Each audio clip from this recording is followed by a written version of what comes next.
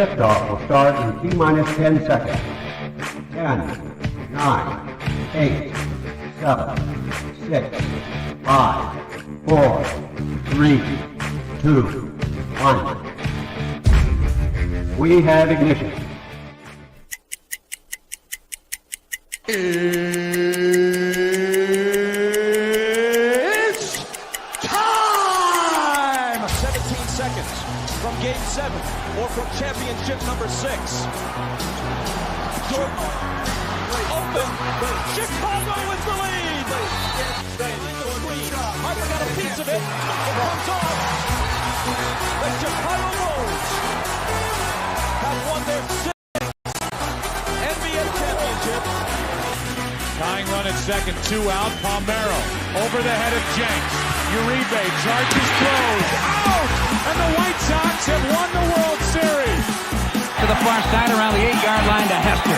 Under it and to the middle with the 15 to the 20. Breaks free to the 25 to the 30 to the outside. 40 midfield. 40 30 to the coast. 20 15 Hester 5. Oh! Touchdown!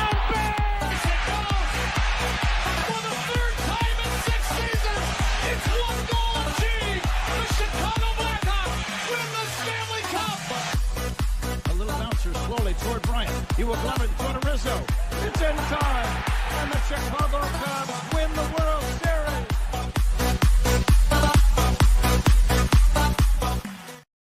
What up, what up, what up? Welcome to Shawn and Maya in the morning on this Hump Day edition. I'm your boy, the SuperBack, Shawn Sierra. Thanks for tuning in. If you're watching us on Facebook Live, well, then I guess you found us on Facebook. If you're not following us on Facebook, what? Come on, go to Facebook, type in Sports Zone Chicago. Click the like button, and now you're following Sports Zone Chicago. Simple. But wait, there's more. Go to the show's page. Go to Shawn and Maya in the morning as well. Like that page. Also, so not only do you get Shawn, not only are you following Sports Zone Chicago, but you're following Shawn and Maya in the morning as well. You're watching us on our YouTube channel. Excellent. And if you're not subscribed to our YouTube channel, for real. Come on, guys. Go to YouTube. Type in Sports Zone Chicago. Click the subscribe button. But also click the notification button. That's the little bell next to it. And that'll let you know anytime a show from Sports Zone Chicago is going live. Get it? Got it? Good. Now, watching us on our mobile app. Yay. Please don't tell me you didn't know we had a mobile app. Come on, baby. Get with the program. So wherever you get your apps from, it doesn't matter whether it's iTunes or Google Play or Amazon, Walmart, Kmart, 7-Eleven, Zayre, Zemsky, Macy, Montgomery Ward, Woolworths, Weebolts, Goldblatts. It doesn't matter. Just go there, you type in Sports Zone Chicago, you download it, you take us with you on the go. So not only do you get Shawn and Maya in the morning 3 days a week, not only do you get our other live shows throughout the week, and not only are they archived there like they are on Facebook, but I'll tell you what, we give you a slew, and I mean a slew of articles. Thanks to my man Clarence Council III. Big up to Clarence for keeping you abreast of all articles, Chicago sports related. Now, if you watch this on a Roku channel, I like that kind of party, baby. If you don't know, you better ask somebody. Sports Zone Chicago, we have our own Roku channel. So if you have a Roku television in the house, do us this favor. Yeah? Download Sports Zone Chicago's channel to your television. All right?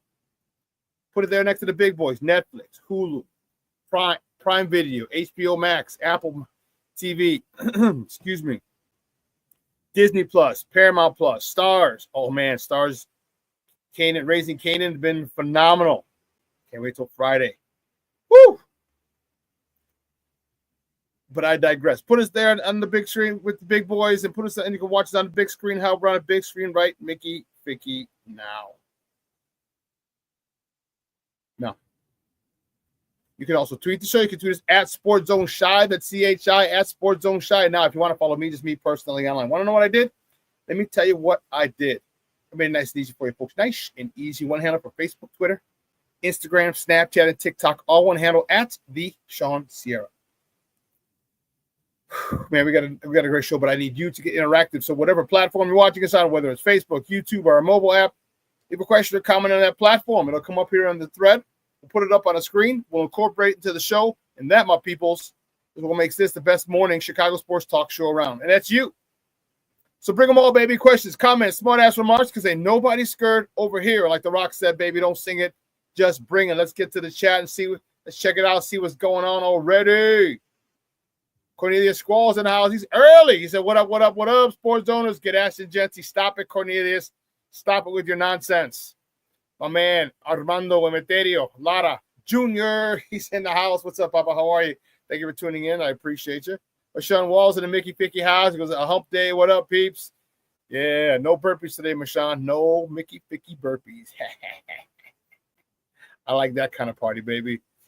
Oh, my man, Jay Grizz checking in. Happy hump day Wednesday. Sports owners, Sports Zone family said Jay Grizz checking in from the East Coast. That's what I'm talking about. Rick Gonzalez checking in, says, good morning to all. Hey, Shawn, our Sox got just as many wins as the Cubs this season. Yeah, we do. Bear the F down, baby. You're damn right. Yeah, right. Jay Grizz, we know SuperBack's happy to come to 0-2 to start the season. Why would you say I was happy, Jay Grizz? Why would you say that? Why would you say that?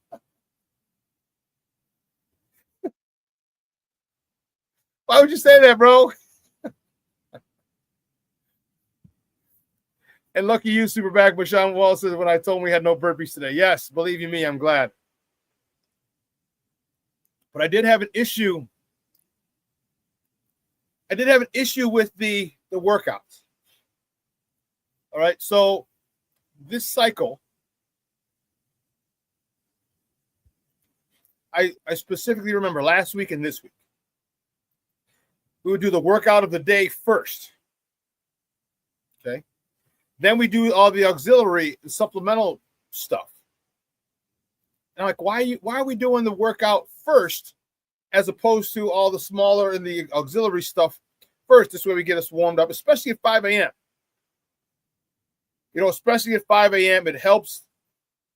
And we're old. All right, so it helps us lubricate our joints and shit. We got these those supplemental auxiliary exercises first, and then we're ready to go for the warm-up. Well, last week and so far this week, they put the workout first, and then we do the supplemental stuff. And I was like, I hate that. I don't like that. Because we're fatigued and plus we're not warmed up properly. That's my biggest thing. They don't warm us up properly at 5 a.m. I think they're so worried about the character of the class because we're a bunch of numbskulls in there, a bunch of knuckleheads. And so we're not warmed up properly most of the time. So to go right into the workout wasn't a big thing. But I talked to the guy today, and he was saying in this cycle he's gonna, he did it last cycle. We had the auxiliary workouts first, and then the workout. But this one, he's doing the workout first, just to fatigue us. And I kind of figured, but I just don't like it. But as long as we don't have burpees, I'll deal with it. I'll deal with it. Man, listen, we got a great show. We got a lot to talk today, baby. A lot to talk. Cubs, 2 games under their belt, 2 regular season games under their belt in Tokyo. They're on the books. We're going to talk about that.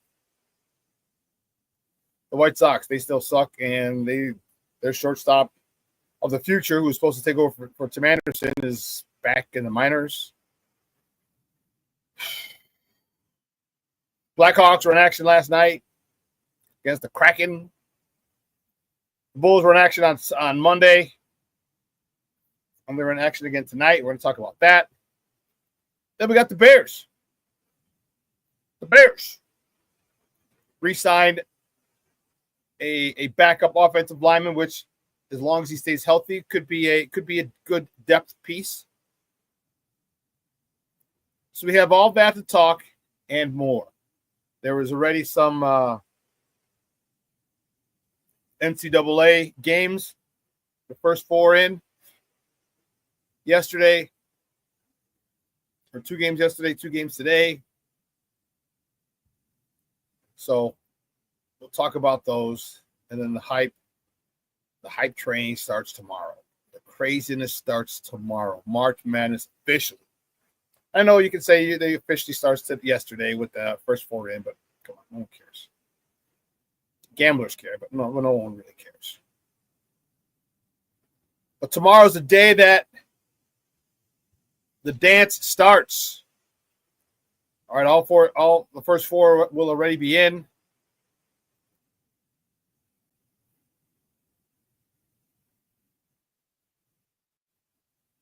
And it reminded me of back when I was teaching. Back when I was teaching, we loved this day. Loved it. And it was because games started at 11. So a lot of times in class, we'd roll the TV in and we'll have the game, watch the games. Watch the games, we watch our during our break, during our lunch. Just literally March Madness. Like no one, you know. Administrators knew it. It wasn't shit getting done that day. Not the first weekend of the tournament. No. But it's going to be exciting. It's going to be exciting. My nephew, Mondo, says, I was wondering why Colson was starting the season in AAA, then I looked at his slash, and he has back issues. Yeah, I don't think he's a shortstop of the future for you guys. No, he may not be. He was labeled that a couple of years ago. Remember, Tim Anderson was still here, and we were like, man. And my biggest question was, when are you going to get him on the field? Tim Anderson, because truth be told, Tim Anderson's still young. If he was here, he'd be the starting shortstop. All right, and I was wondering when Colson Montgomery would have been able to get up to the show. Then when they traded Tim, we're like, okay, well, it opened the door for Colson Montgomery. But he hasn't taken advantage of it. He has some back issues, some health issues, and just hasn't been playing well. Hasn't been playing well. So, yeah, you might be right, Mondo. He might not be the shortstop of the future for us. Who knows? And we're going to find out. It's unfortunate because we need a young star. See, this is another reason I get freaking pissed. We had a slew of young stars. We had a whole shitload of young stars. Tim Anderson, Eloy, Yo-Yo, Yohan Moncada, Lewis Robert, Andrew Vaughn, Dylan Cease. Who's the other pitcher? I couldn't. Oh, Michael Kopech. I can't think of the other one who's now it slips my mind. The other pitcher who's supposed to be good. He would always get frustrated on the mound. You can see it. I can't think of his name.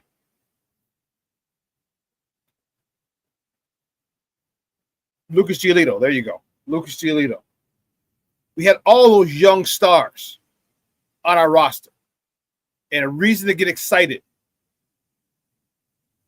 And they screwed it away. They screwed the pooch. And that's why I don't know if I'll ever be able to forgive my White Sox, man. I don't know. It took a lot. Rick Hahn did a hell of a fleece job on a couple of teams to get those players. And the one thing I also didn't like about that,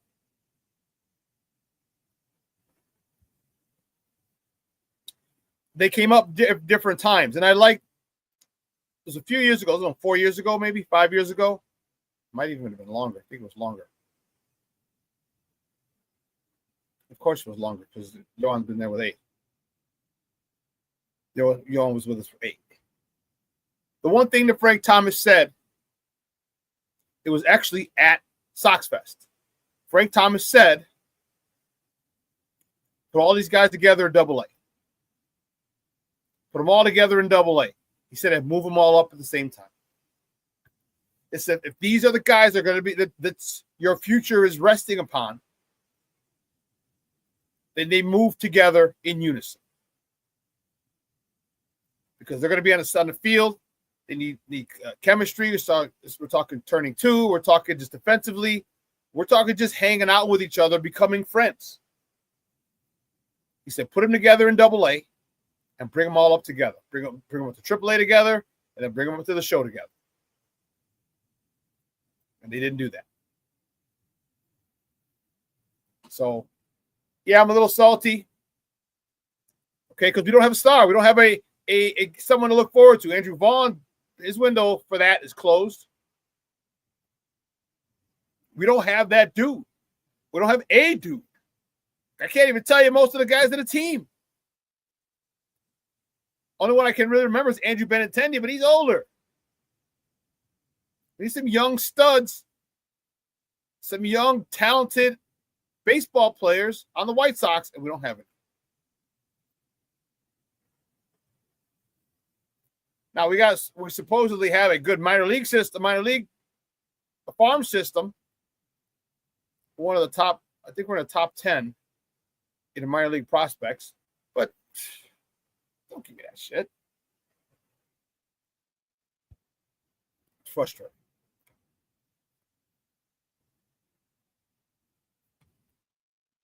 Is Lou Bob a star? Yeah, I would say that, Shawn.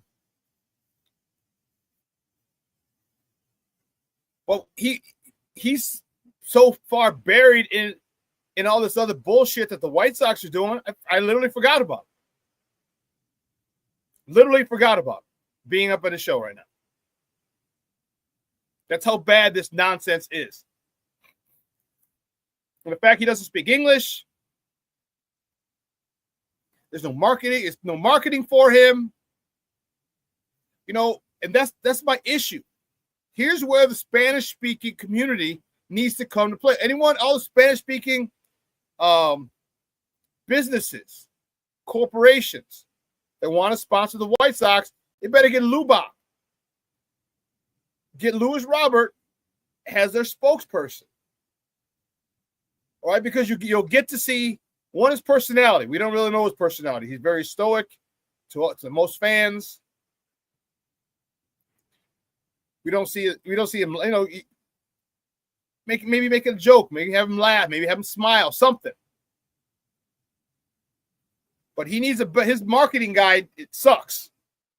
Because there are a whole bunch of Mexican restaurants, whole bunch of tequila companies, whole bunch of other Hispanic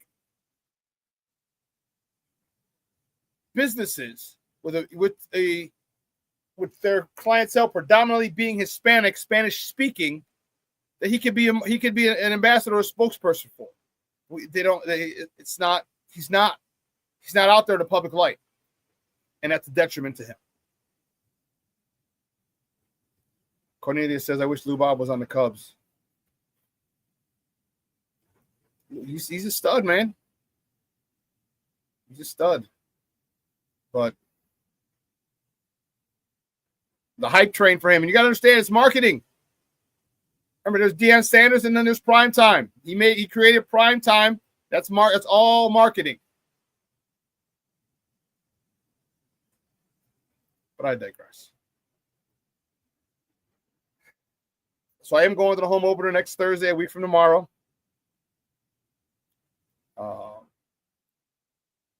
Under protest. I didn't want to give Jerry any more money, but again, like I told you before,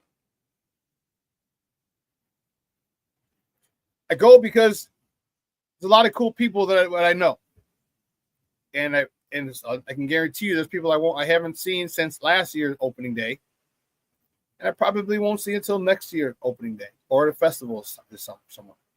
So it's good to run into them and to say hi. It's the only reason I'm going. And I'm sneaking. I'm bringing in my flask. I'll tell you that for sure. Did you lose a bet? That's why you're going. No, Rick. No, I didn't lose a bet. Believe me, I didn't want to go, man. I didn't want to go, but like I said, it's all about people and the interaction, the fans, like people, acquaintances I haven't seen in a while. You know, life gets in the way. But I know for 3 hours we're going to be able to drink like fools, act crazy in the parking lot, walk in the game, and, you know, run into a whole bunch of other people that I haven't seen.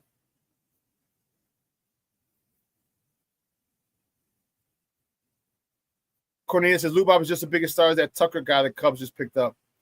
No, I think he's as talented, if not more talented. I don't think he's as big a star. If he was in a bigger market, if he was marketed properly, I think he could be. I definitely think he could be. And Shawn, you ain't lying, man. Jerry don't give a damn about us at all. That's why I don't want to give him any money. That's why. Bump that joker, man. Bump that joker. Well, that's all I got to say about him. I could say more, but it's a family show. And I don't want to go too crazy on that Jamoke. Doesn't give a rat's ass about us.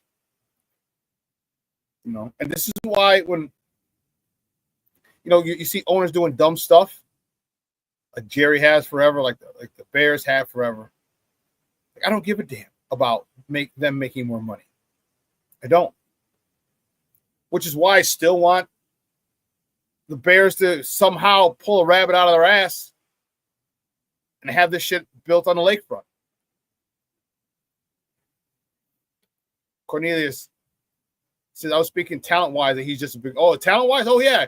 Dude, there's few people in baseball who are as talented as Lewis Robert. Few people. Maybe Ohtani. Mookie Betts a year or two or 3 years ago. Soto, maybe. But there's nothing Lewis Robert can't do. At 6'3", he can hit for power, he can hit for average. You can tell he covers everything from the Wisconsin to the Indiana border. He's learned how to jump, time himself and jump, rob home runs at the fence. He's learned how to do that. He should be able to steal more, but they're not doing that with him. Going first to third, second to home. There's nothing this guy can't do. Nothing. But it hasn't been pulled out of him. It hasn't been managed properly. It hasn't been coached properly. Same thing with Yohan and Tim. These guys and Eloy. These guys were talented, man. Now they're just another three or four other stories of guys that could have been. Guys that should have been. And that's sad. That's sad. The Plankster's checking in. What's up, Papa? How are you? Thank you for tuning in, sir. He said, good morning. Good morning, Shawn. Sports owners, bear down. Bear down, baby. Bear down. Shorty is in the house. What's up, Papa? How are you, Shorty? Thank you for tuning in. Plankster, Shorty. Yeah, I love it. I love it. Well, let's get it started. Guys, you know how we do. The first segment of every show is called Top of the Morning. It won't come just when you want it.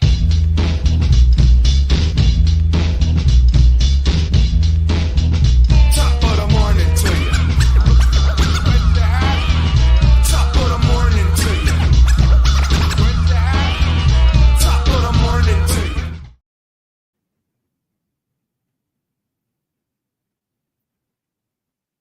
Let's see, which way do we go? Which way do we go? Which way do we go? Let's start with here. We'll start with Monday. Monday, the Bulls, baby. I like it a lot. The Bulls beat the Utah Jazz 111-197. Kobe White led the way with 26 points. Trey Jones, I'm telling you, I am liking this guy more and more. These two, him and Giddey. I didn't like them when they first got him, and man, they are doing a number. With Trey Jones being the true point guard, he had 18 points, 12 assists in the win. Kevin Huerter, 17 points, 9 rebounds, and Buzelis, the youngster, 17 points as well, 9 rebounds also. Big win for the Bulls on Monday, and I'm telling you this, they're fun, man. They are fun. If they're playing themselves out of the lottery, that's okay. That's okay because the development of this team, you go get one free agent in about 2 seasons, 25, 24, 25, 26, the 26-27 season. either before that season or during that season. That's when you go make a trade for a free agent. Because at that point, excuse me, at that point, here's what you have. Josh Giddey will be 2 more years developed. On a bigger contract, of course, but 2 years developed. Right, he's only 22 now. The kid will be 24, getting ready to head right into his prime. Matas Buzelos will have 2 off seasons of living in the weight room. Trey Jones, same thing, getting more comfortable with this organization. Kobe White, Ayo DeSumo, a couple more years, they will be in their prime.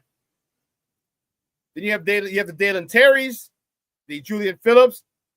They're going to be in the weight room. They're going to be key contributors. Zach Collins, another youngster, key contributor, who's also going to be in the weight room. So this team can be really good. This team can be good. This core is good. They need a superstar. They need that superstar, like a young DeMar DeRozan. All right, and this is what they're going to have to figure that out in a season and a half or 2. Bring that one stud over here, one superstar, plant him in the middle of all these players. And the one thing that they're going to have to understand, and Billy does a good job of it, is giving everyone a role. All right, that's the most important thing on a team, is giving people a role. Once you give someone a role, now they know what to do. And then as a coaching staff, don't ask them to do more than the role you've assigned them, and don't ask them to do less than the role that you've assigned them. So I'll tell you what, when you're a role player, and you know if you're in an NBA, come on, they're not stupid. They know you're a role player. You know you're a 3-point specialist. You know you're in there for rebounds. You know you're in there for energy. You know you're in there for defense. You know you're in there for scoring.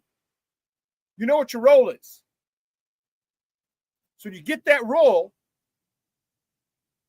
players will live up to it, especially on good teams. When they see a team is good, they're going to want to contribute.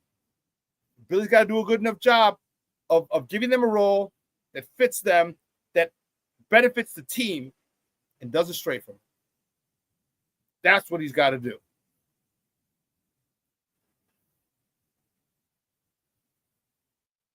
That's what he's got to do. Cornelius, yes. Kobe has really improved his game. Yes, he has. Levent Leach checking in. What's up, man? How are you? Thank you for tuning in. Says happy hump day, y'all. I appreciate it. Appreciate you.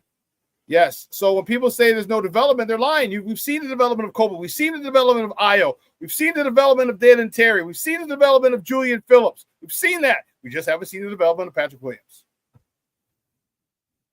And to me, that has more to do with his mental state than anyone else. Keeping it staying with the Bulls. Next out of the morning topic, the Bulls travel to Arizona tonight. Phoenix to face the Suns. Tip-offs at 9 p.m. Central. Remember, they're 2 hours behind us. You can catch that game on Chicago Sportsnet or listen to it on their flagship station, 670 a.m. Well, listen, here's what we're going to do. We're going to take a quick break. On the other side of the break, we'll finish up with top of the morning topics. All right, I got to get the Gordon off the CrossFit. I got to go get my wallet and my keychain. I told you guys I'm a Bear fan for life. For life. For life. Like the New World Order, Hulk Hogan and them. Well, more top of the morning topics on the other side of the break. Don't go anywhere, folks. Keep it locked right here. Shawn and Maya in the morning on Sports Zone Chicago.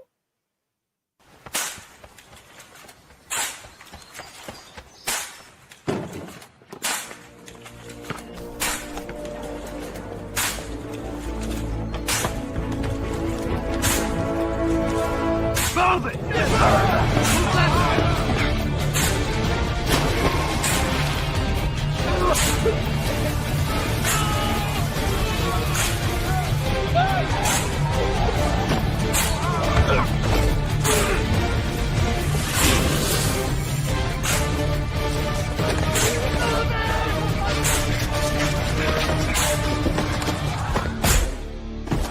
Many will hear the calling. few will earn the title. United States Marine. The few, the proud Marines. Hey, it's your boy, the SuperBack, Shawn Sierra, and be sure to follow Sports Zone Chicago on all social media platforms, on Facebook, Instagram, and our Roku channel. You can find us at Sports Zone Chicago, and on Twitter, we are at Sports Zone Shy. Also, be sure to download our mobile app so you can take Sports Zone Chicago with you on the go.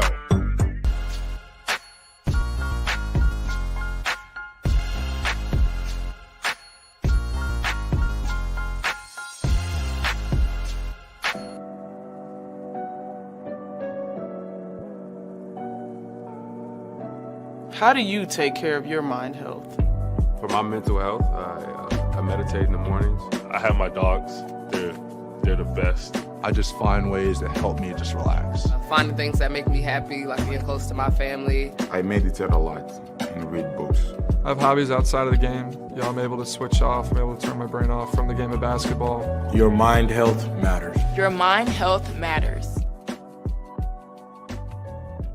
We are looking for a few heroes, mentors, trailblazers, innovators, a passion to change lives, spark curiosity, open hearts, and awaken minds, help students answer the question, who am I? This could be your calling, but this is no job.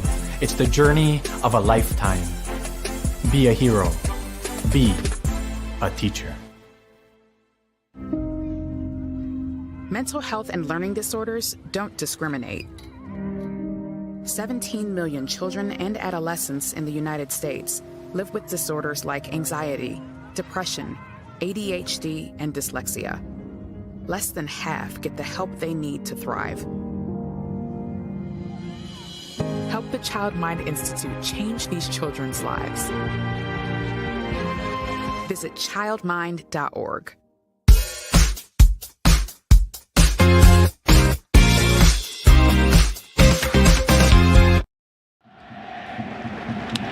Ground ball to short. Dansby dives, fields to first, 2 away.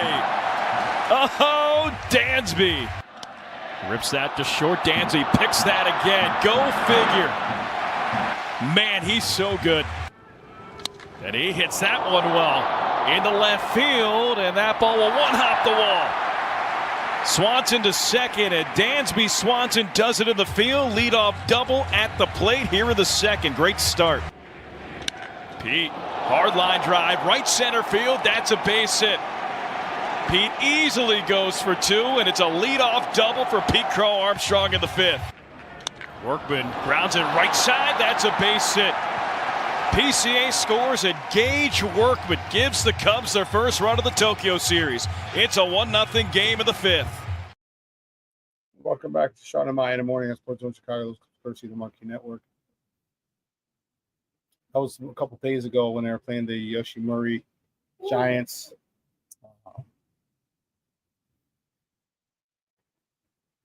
But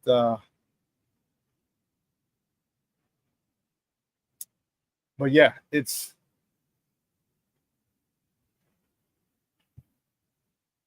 continue where we were at. Continue where we were at with the top of the morning topics. I didn't get that.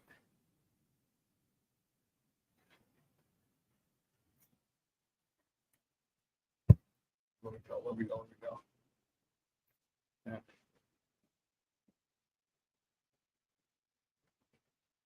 On Tuesday, the Cubs fell to the Dodgers in Tokyo 4-1. Shota Imanaga started. He got a no decision. He went 4 innings, no hits, 4 walks.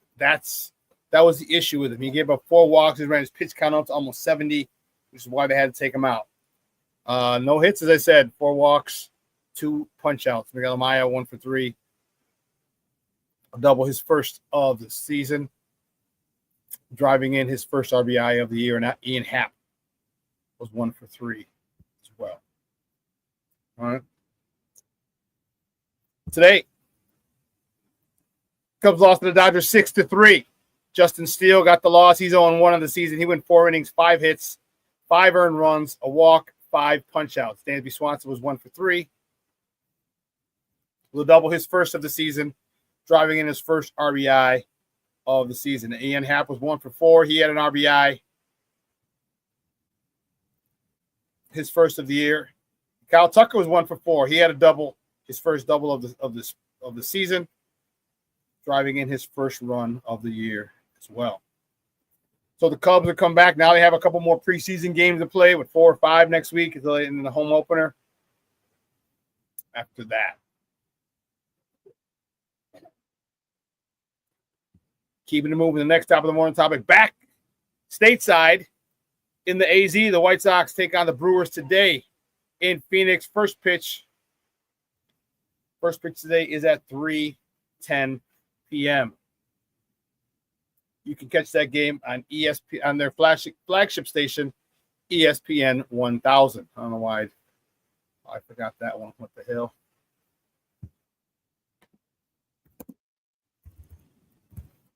So, we'll put it up again. You can listen to on ESPN 1000, 1000 AM.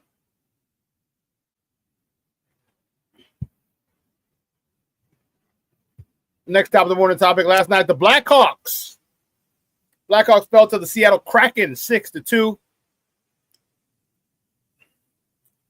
Knight in shining armor, stopped 24 of 30 shots. Connor Bedard lit the lamp for the 18th time of the season. Tyler Bertucci also lit the lamp for the 18th time this season.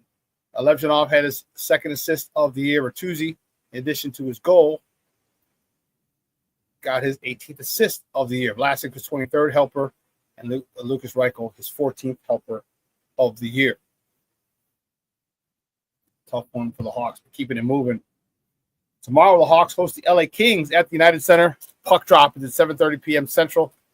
You can catch that game on Chicago Sportsnet or listen to it on their flagship station, 7:20 a.m.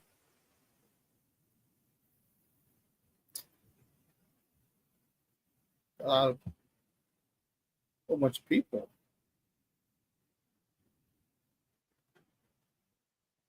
Haha, King Booker World checking in. What's up, Papa? How are you? Patty Lara checking in. Patty, how are you? Thank you for tuning in. I appreciate it. You and Jeremiah. Yes. All greetings and salutations. King Booker World says, White Sox 10-game winning streak loading.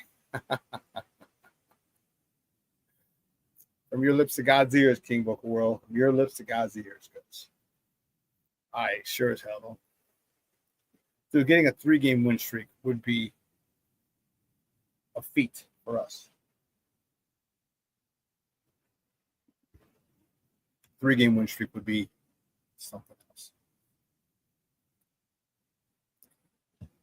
Next topic, the Bears.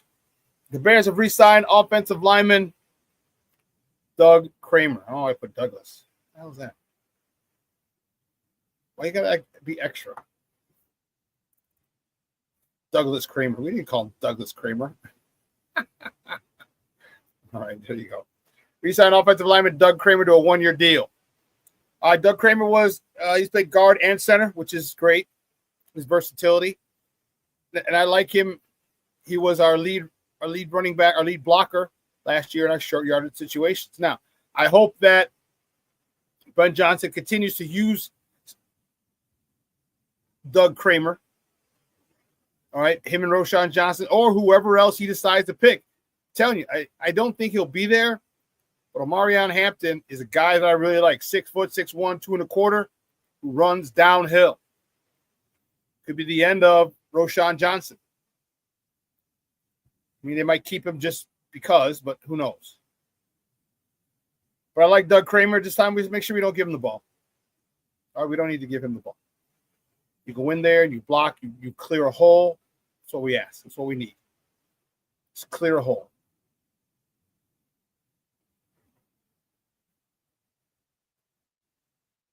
Let's see, just a second, see.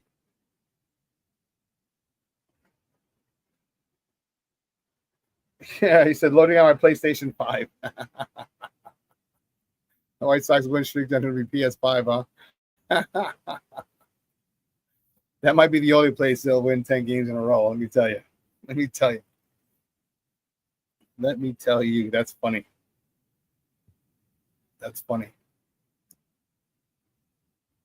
Well, listen, this Bulls team right now.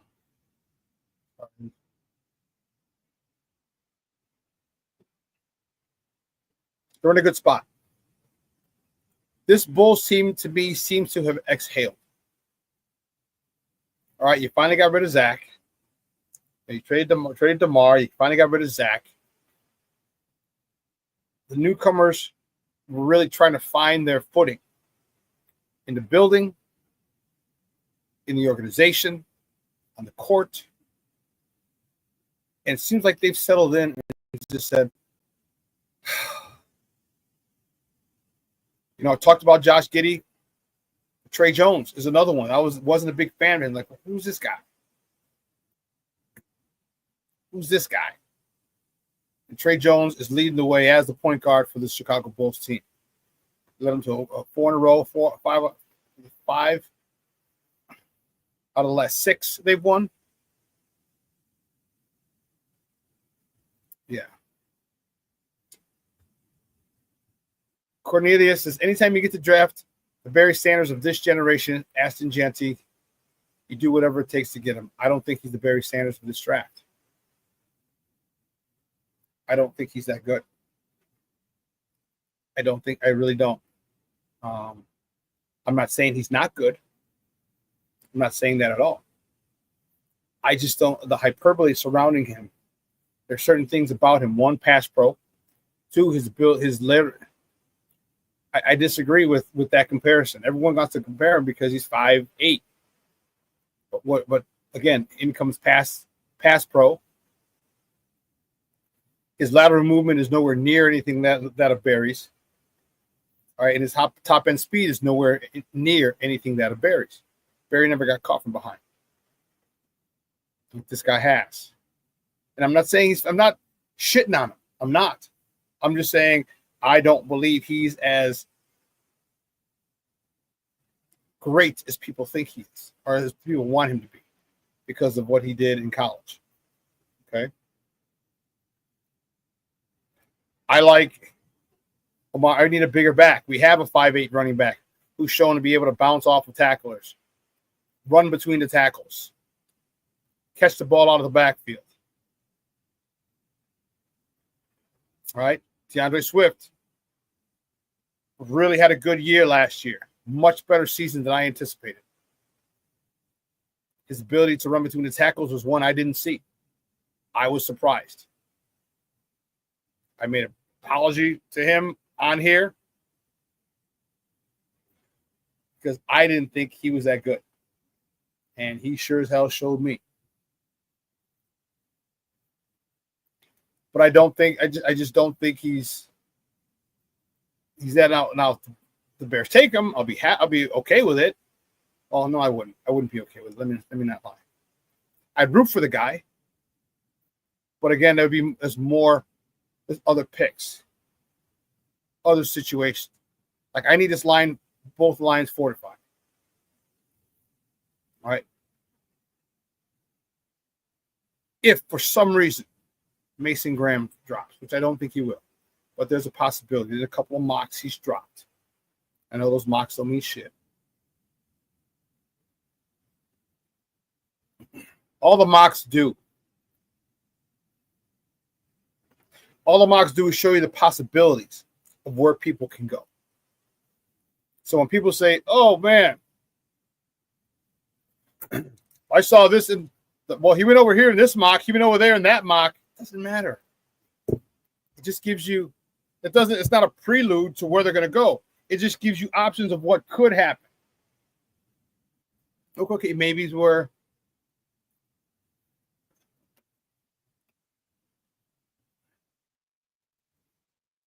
it gives you options of what could happen. Maybe if certain things fall a certain way, this guy falls here, or this guy falls here, or this guy falls here.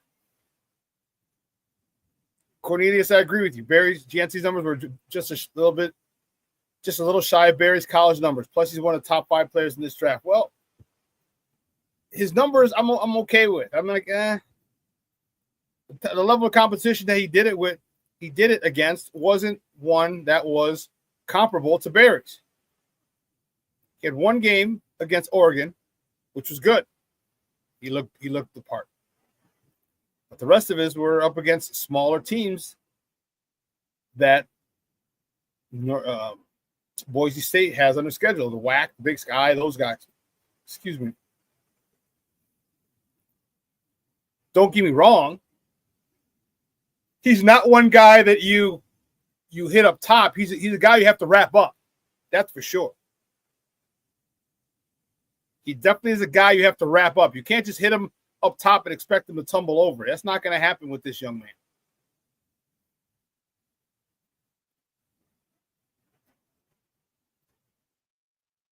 I'm not saying that he's not good.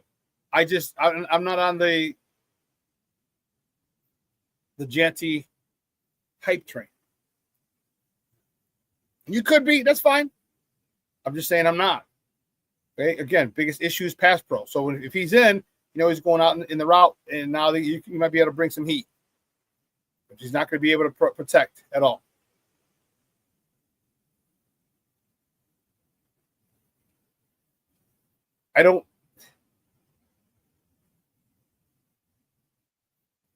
Well, that's Omarion Hampton, the kid out of North Carolina. I like him a lot. He's very explosive. He's 6'1", 220. Okay. Nice size running back. Good size running back. 6'1", 2 1/4, 220, 225. Love it. With speed, explosiveness, power. Good vision, patience. If not him, I'm not sure about Caleb Johnson, kid out of Iowa.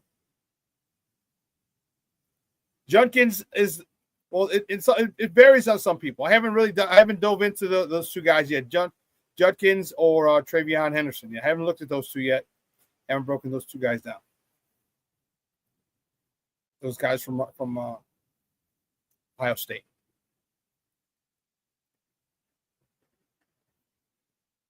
But I think we need a different type of back.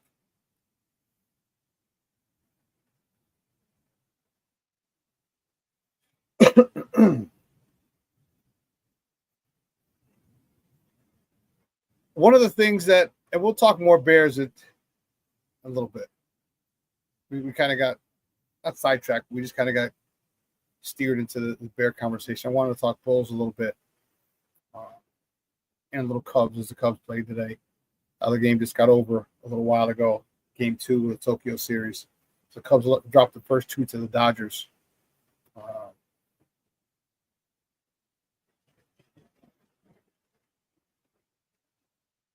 Cornelius is stuck on. With that old line the Bears have assembled, Genty would be unstoppable. Any running back would be good with the offensive line that they assembled. My question is, would you rather have that? Would you rather have Genty? Would you rather have a Mason Graham? Would you rather have a left tackle for the next 10 years? All right. I think it's a luxury pick. I think it's a little too high. Now, if he was 5'10", 5'11", 6 feet, and did what he did, different story. 215, 220, 225.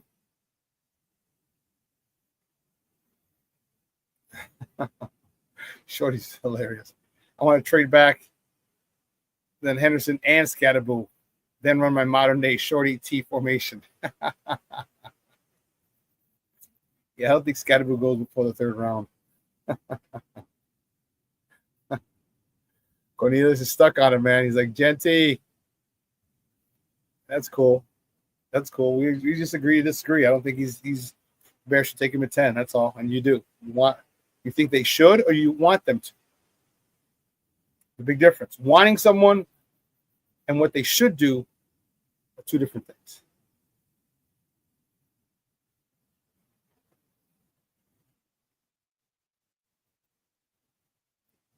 Shawn, if the best player available 10, who's the Bears should draft? Again, it all depends on how it falls.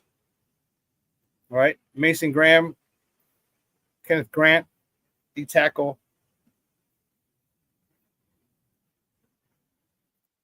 Cornelius, is he your nephew or something? Jency runs like he's 220 because he's so strong and compact. Is he your nephew? That's your brother's son or something? Your sister's son? What? Like, you are all on the Jency hype train, bro. I don't know if there was a personal interest in him or what, but it just seems like you're all. Yeah, he said, I wish. I get you some tickets. Yeah, Michonne, he might not. Jency might not be there at 10. It could be, the Raiders might want him. I hope he's gone before there, so that situation can be alleviated. We don't have to deal with it. All right, with him being gone. I mean, we got to figure out here. We got 8 picks.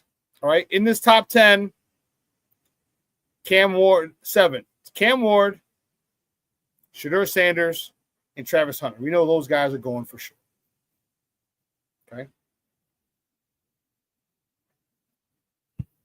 At least 7 picks. 7 slots. And with those 7 slots, let's look and see who you got, who could be taking who. Don't forget Abdul Carter. That's 6 slots left.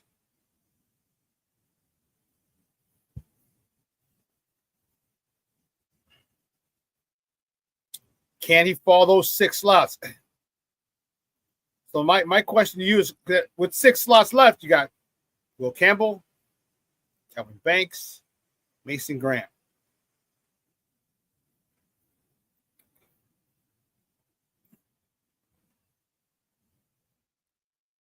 Rick says, if he rushes for 1,400 yards and 12 tutties this season, for us, nobody's going to be mad with the pick. No, you're right. You're right. No one will. I don't know if they're going to rush for 1,400 yards. I just don't want the same type of running back that we have. DeAndre Swift is the same type. He's just not as powerful. He's just not as difficult to knock over and bring down. But he's short, quick. Runs between the tackles. A lot better than I thought he would. A lot better. Michonne says, I think Tyler Warren's a pick at 10. That's what a lot of people are saying. I think that's a little too high for a tight end, but he's been a lot of people have mocked him to the Bears.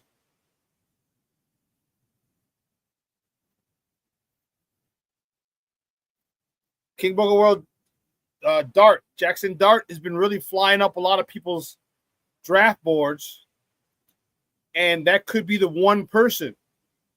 King Booker World says somebody's going to take a quarterback at the wrong time, so somebody will be available that we think won't be there. If Jackson Dart gets taken in the top 10, that pushes everybody down. So now we're going to be stuck. There's a situation we could be stuck. Listen, obviously Abdul Carter's not going to be there. Because for him, I would do anything to get that joke. Okay, Abdul Carter's not going to be there. But if Mason Graham is there, I'm taking that first and foremost. I am taking Mason Graham. You imagine. Can you freaking imagine? You put Mason Graham with Grady Jarrett. Let Mason Graham be tutored by Grady Jarrett. Please. If there's a God in this world, please let us do that. Please let us do that.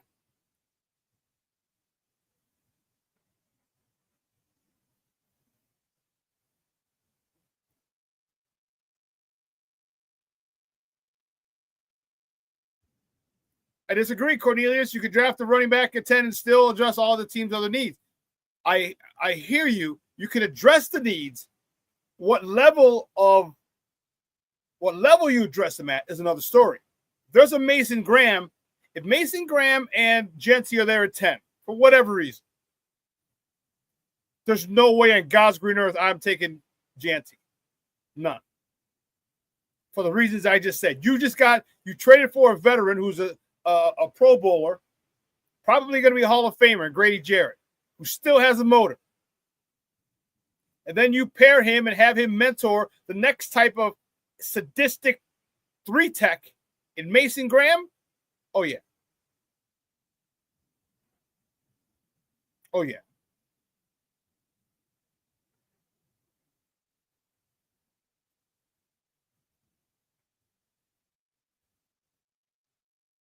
Right. He said he lost 24 pounds. So he's over 300. We'll see where he's at when he comes back.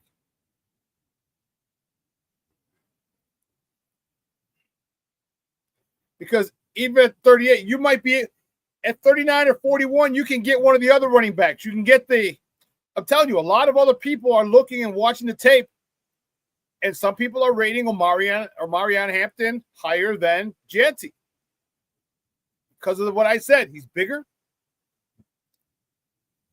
He's taller. He's bigger and taller, faster, more explosive. I don't know about more explosive. I think he's maybe as explosive. When you're 6'1", 225 with breakaway speed, yeah. Now, if this draft wasn't as deep in running back, then we have a different conversation, Cornelius. Then we got a different conversation. If this draft wasn't as deep as it is in running back, you and I have a completely different conversation. I would be much more willing to listen to taking Genty at 10 if this draft wasn't so running back heavy.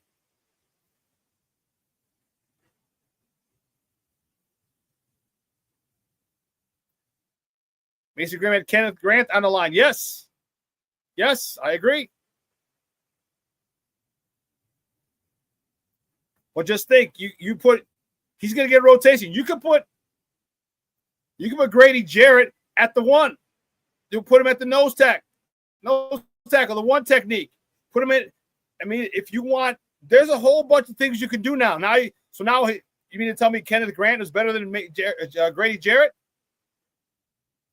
There are so many different combinations you get if you get a Mason Graham. He could be the backup to Grady Jarrett. He can go in a different package. If Grady Jarrett moves to nose, Mason Graham goes in. There's a lot of different things.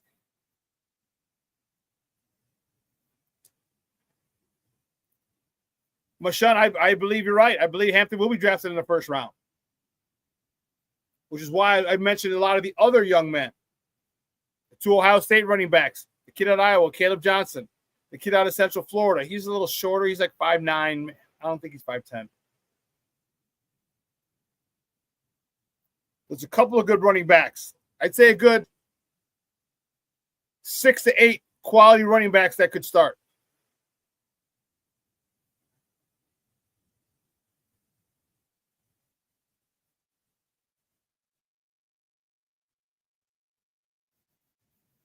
Yeah, Jay Grizz said, and I think he will, if we keep pick number 10, in my opinion, he better be a starter day 1.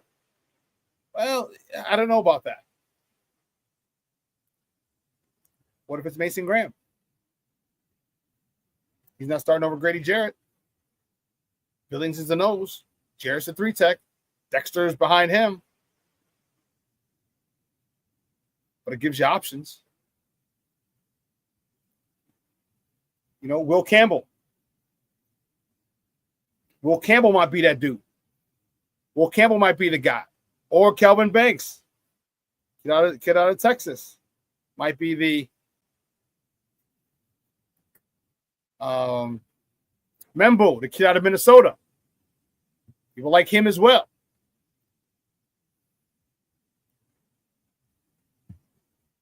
James Ford checking in. Good morning, Papa. How are you? Thank you for tuning in. Cornelius says, I believe Mason Graham is overrated. Okay.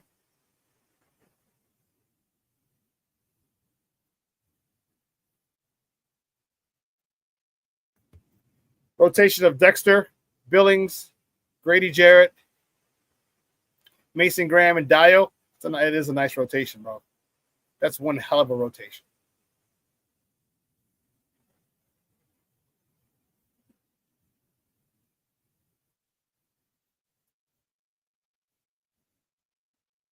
Oh, yeah.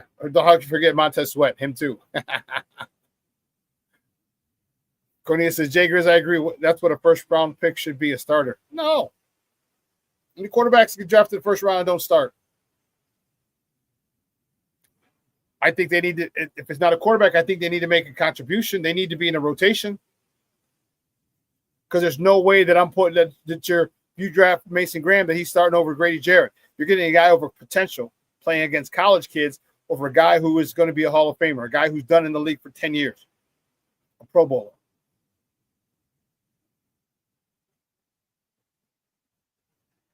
I think you sit there and say, hey, homie, you just sit there and learn. Anything he says, you listen.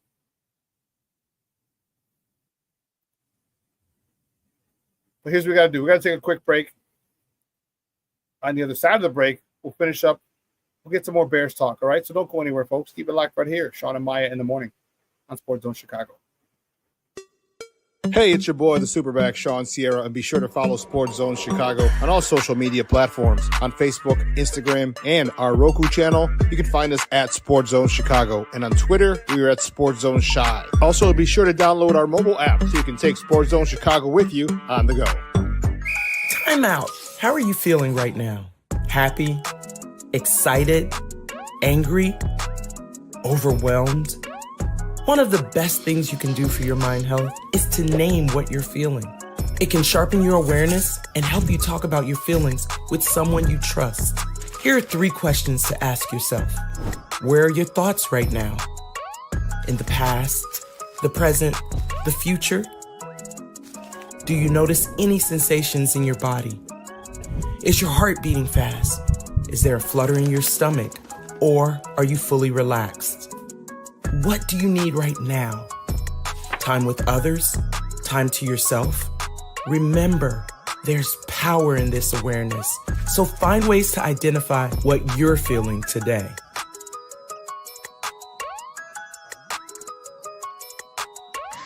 Hi, guys. Hey. Hi, Megan. Hey, Jessica. Megan, you're a tramp. Brian Fitch told me you guys made out. Everybody knows. He said your breath smells like garbage. And he almost puked. He says you're the most desperate girl he knows, besides your mom. How many boyfriends does she have anyway? Lots? Your makeup makes you look like a clown. That zit is huge, zit face.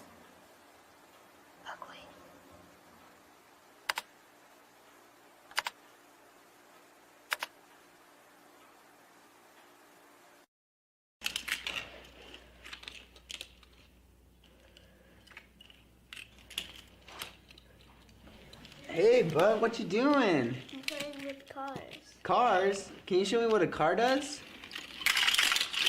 Whoa, whoa, whoa, whoa, whoa. Hold on a second. First of all, this is a school zone. So you need to put down your cell phone, stop texting, and let's get to driving. Now you're coming up to a stop sign, right? You need to slow down and stop before you hit that Y line. I want you to look left, right, left. You don't want to get hit by a car going on your left, and to your right to make sure you don't get sideswiped by a guy coming from your right. You're coming, and you see a crosswalk. You better slow your horses down, because the #1 rule of driving is always yield to pedestrians. Now stop, pull over, and you are done driving. Gosh, what do they teach you kids in school nowadays?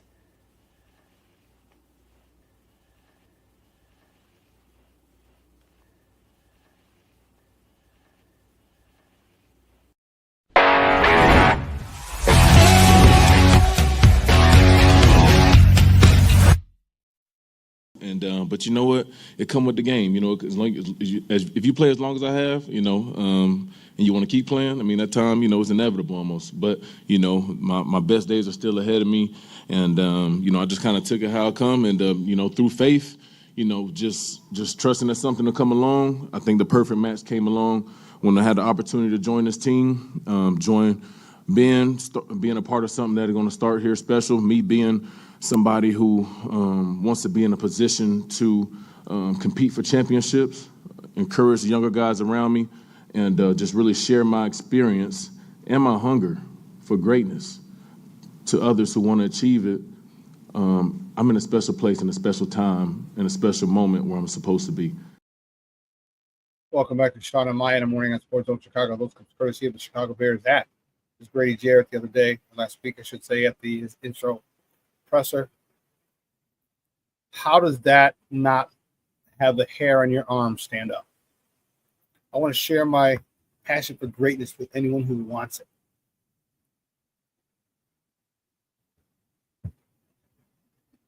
Give me another one of those mother hubbers. Give me another one of those mother hubbers. And we talked a little bit about we talked a lot about it at this point. You know, about number 10. And so before I go any further, no one else has done any more mock drafts, huh? I'm telling you, do a mock draft, send it to me, and we'll put it up on the screen and we'll talk about it. All right, and we'll see where people's heads are at. If Grady can stay healthy, he'll bring the Bears defense back to prominence. Well, he's been his whole career, he's been a healthy player for the most part. He's just getting older now. And the thing is, I don't think they're going to have him as a 3-down lineman. He's going to come in predominantly in passing situations. Maybe second and third down. Mostly third, but second and third.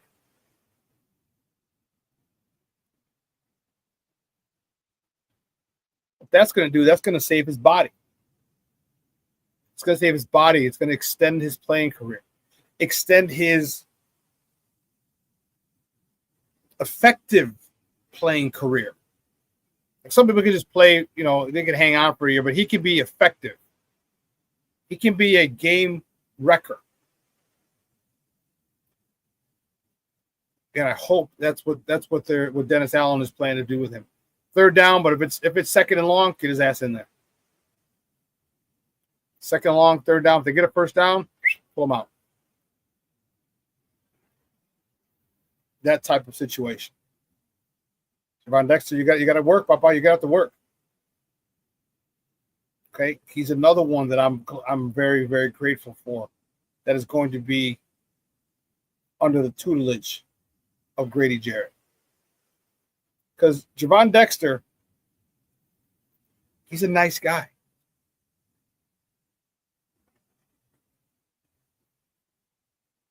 He's a nice guy. Interviewed him all last year.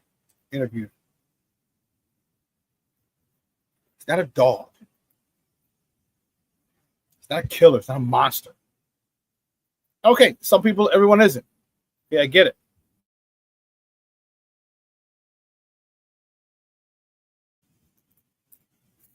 But this could unleash that type of personality in him. Cornelius says Grady's biggest contribution will be leadership. I don't know if it'll be his biggest, especially if they use him sparingly, like second and third down, predominantly third. But it's up there. If it's not 1A, it's 1B. If it's not 1A, it's 1B. His leadership. You know,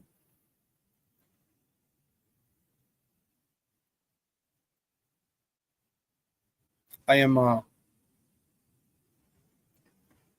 anxious to see how it falls into place, because I would love to see. And it's not sexy, but give me an offensive tackle. Okay, or give me a defensive lineman. I want those guys. When you have a chance to fortify and build, and I know, don't get me wrong, Genty is a talented young man. I'm just not on the hype train, and I'm not as high on him as many people are. I mean, if you take him, yeah, I can argue why you should take him. I can argue that point very well.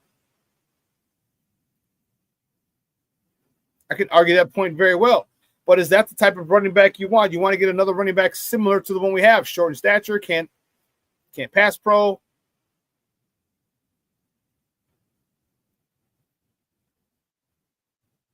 Or do you want a different one? We saw. I mean, it might just be what Ben Johnson wants. Maybe Ben Johnson does want Ashton Jeanty. And that could be the issue. That could be the first situation of disagreement for Poles and Ben Johnson. Because you can make an argument for it easy. You can also make an argument for everyone else you want to get. Mason Graham, Will Campbell, Kelvin Banks. I mean, there's no way we'll get Abdul Carter, but if it was Abdul Carter was in the picture, there's a whole bunch of. I mean, it's easy to make an argument for any of those guys.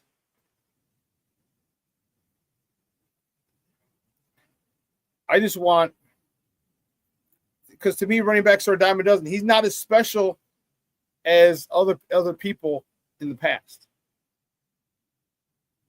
It's, in my opinion. I'm not saying he's not good.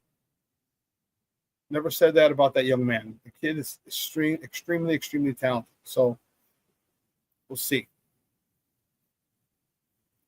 The one thing that I really want to see is how Caleb adjusts to this new offense built for him. That's what I really want to see. All right, there shouldn't be any friction or any situation between Caleb and Ben Johnson. Shouldn't be. His offense is literally being constructed around Caleb's talents.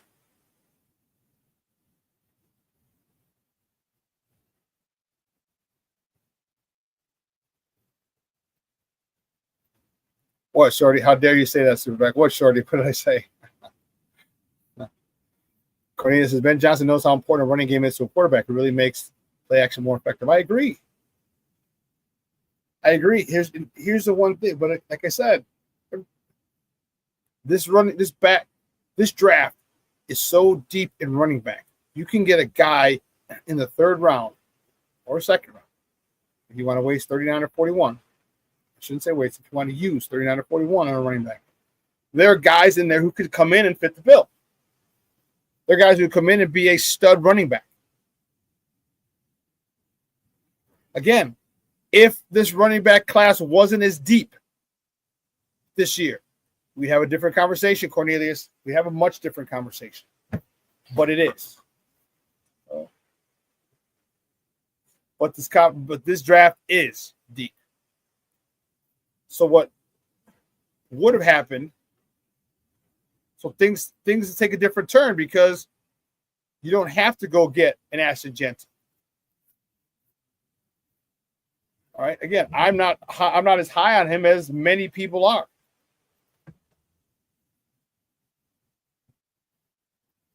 See, don't say that.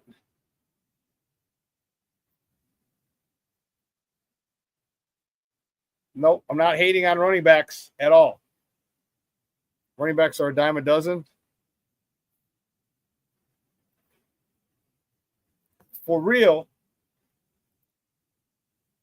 if that's not the case, the running back game, the running back position has become devalued by NFL teams.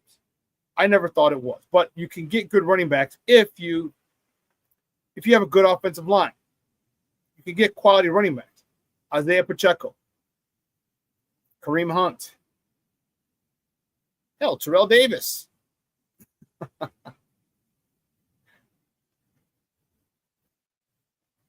I understand my position, my running back position. I get it. All right, there's not everyone is that special like a Saquon Barkley. When Saquon Barkley was coming out, we knew that dude was special.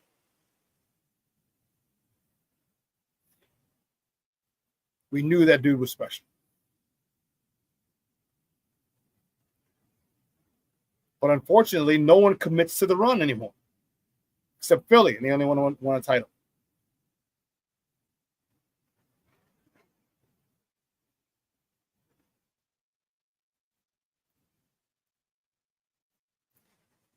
SuperBack, you're a running back yourself, and you're not on drafting a running back in the top 10.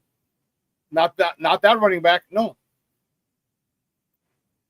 Because we are part of a team.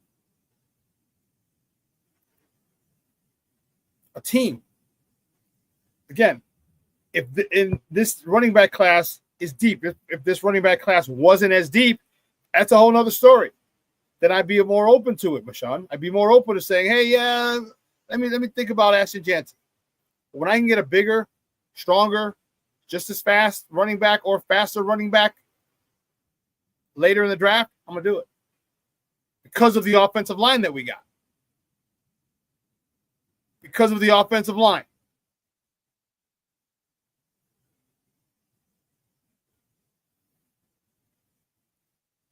Ben Johnson commits to the run a lot more. We have one running back.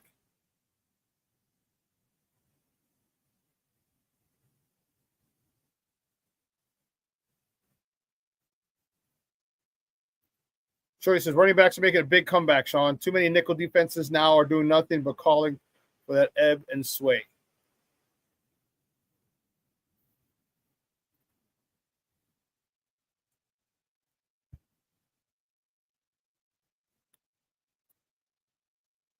I wouldn't say the running back position. I'd say the running game is coming back. Sure, you're going to have your Saquon Barkley's, Derrick Henry's.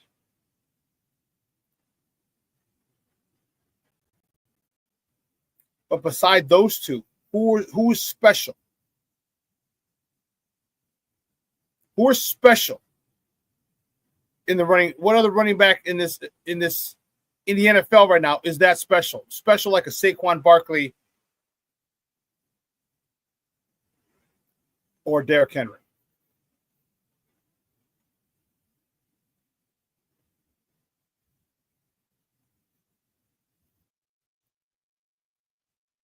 But Shawn, we all knew that Saquon Barkley was a different cat, a different animal coming out. We knew that.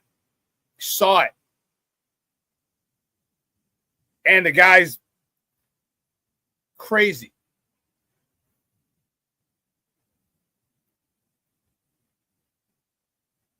Jahmyr Gibbs? I feel he's good. I think he's a really good running back. I think he's a good slicing running back. I don't see him special. I think he's got a great offensive line. I don't put him in a special category like Saquon Barkley or Derrick Henry, who make their own shit happen. I don't do that. Jahmyr Gibbs is a good running back, but he can't make things happen like Saquon and Derrick can when there's nothing happening. When blocks don't happen. I'm not shitting on him either. I think he's a great running back for that system. They got a great offensive line, so he doesn't have to worry about not having a block. But I don't think there's any other running backs in this league that are that special that are in the class of a Saquon or a Derrick Henry. I mean, you get Derrick Henry through the line of scrimmage with a head of steam, that's a Mickey-Picky problem. Barkley, you don't have to hit the hole with the line with the head of steam because he'll bounce it out and take off on you. His explosion is crazy. Jump cut to the right, to the left, boom, and then take off. You're like, oh, snap.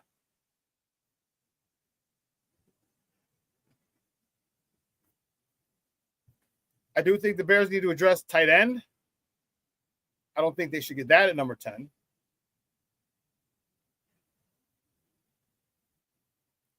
But again, I can make arguments for all of them.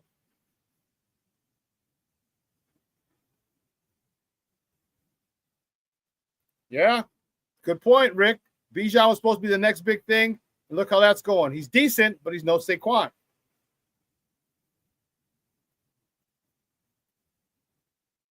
You know, remember, Bijan was it coming out of Texas. He was the man. Remember, Saquon in New York was able to do a lot of stuff without a lot of help up front, without a lot of blocking. Bijan can't do that. Bijan can't do that.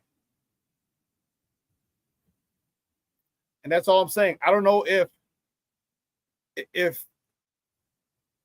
Genty had the lateral quickness of Barry, then we are talking a completely different story. Because then he would be able to make people miss, get positive yards when there's no blocking. Saw Barry do that his whole career.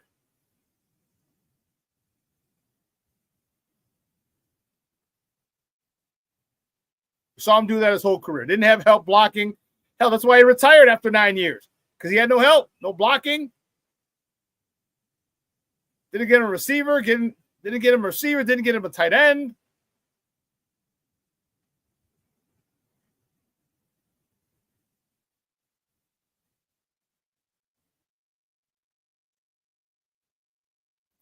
Can't do that.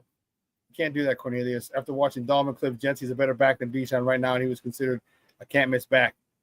You're comparing Bijan's pro tape to Genty's college tape. Can't do that. That's apples and oranges.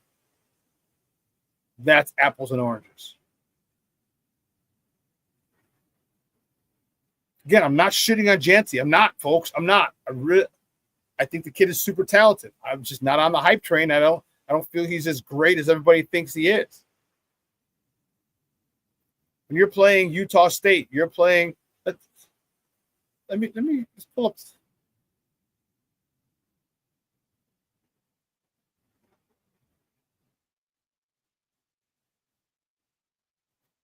What was Ashton stats?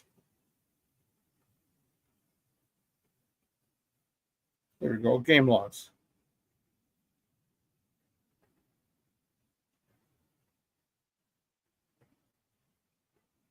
Okay, so here's what you're going to compare. We'll start with who's Gayso? Georgia Southern, GA Southern. Okay, so they go 1AA. Georgia Southern, Ashton Genty, and the Boise State Broncos, they won 56-45. 20 carries, 267 yards, 1AA. Oregon, Big Ten, 25 carries, 192 yards. Excellent. 3 tutties. 3 tutties. Who's PR State? Portland State Vikings. 127. Washington State Cougars, 259. Southern Utah, 186. Hawaii, 217. UNLV, 128. San Diego State, 149. Nevada, 209. San Jose State, 159. Wyoming, 169. Oregon State, 229. And UNLV, 209. So level of competition.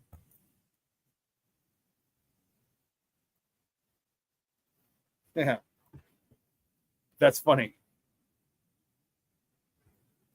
King Booker says, breaking news. Shawn says, to hell with Jenny.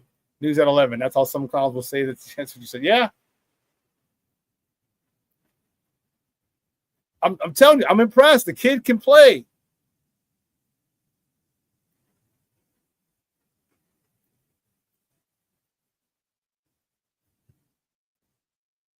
Rick Gonzalez says, all we did as Bear fans is complain we had no blocking, and now we want a skill position player at number 10. No thanks for me.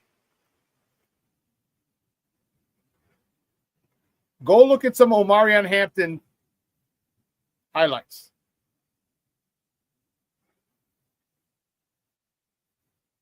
Go look at Omarion Hampton.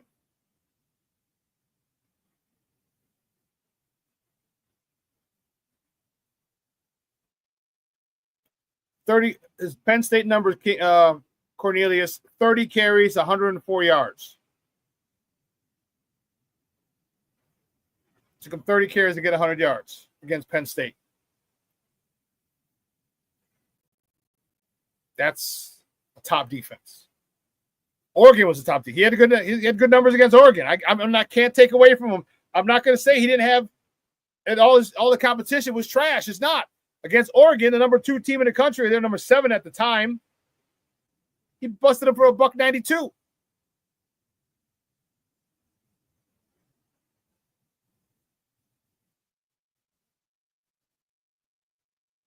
But when you're giving me Wyoming, San Jose State, Nevada, San Diego State, UNLV twice, Hawaii, Southern Utah, Portland State, Georgia Southern, I'm not all the things I see. You have to take that with a grain of salt. And let's be honest, he runs through those holes quickly because the competition that he's facing isn't as good, isn't the top of the competition that we face in the NFL.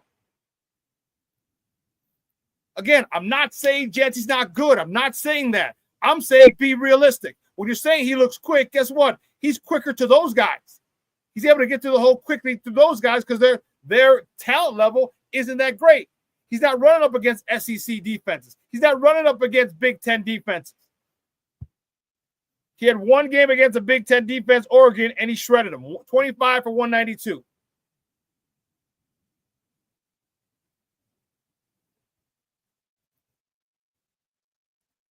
Boise State offensive line is good. Boise State offensive line is good. They are a phenomenal unit, and that's the most important thing. They are a phenomenal unit. If you watched it and you're talking about the quickness, you'll notice that he's coming off. So whoever their offensive line coach is at Boise State, hats off to you, sir. Hats off to you. Because they're able to get up to the second level quickly. And if you notice, if you watch, and I looked at some of Janty's tape. This offensive line is getting to the second level just as he's getting through the hole. Great pickup, great blocking scheme, great execution by this offensive line. Great execution. So he's hitting that second level right as that block's being made.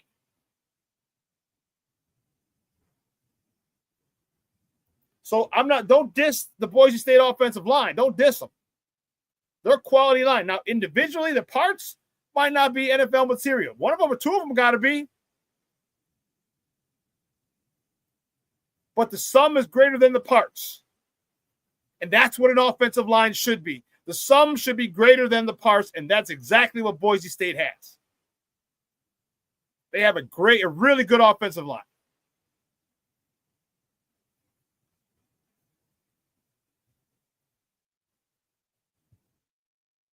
They're not at the level of the lines of the Big Ten.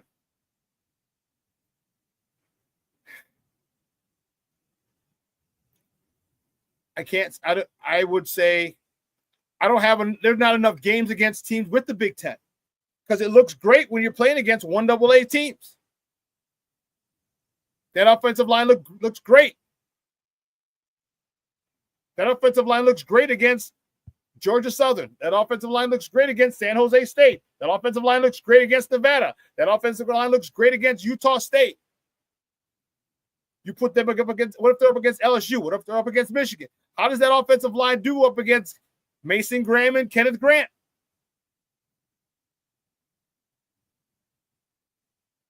How does that offensive line do up against Ohio State? Penn State, it took them 30 carries to get 104 yards. 30 carries.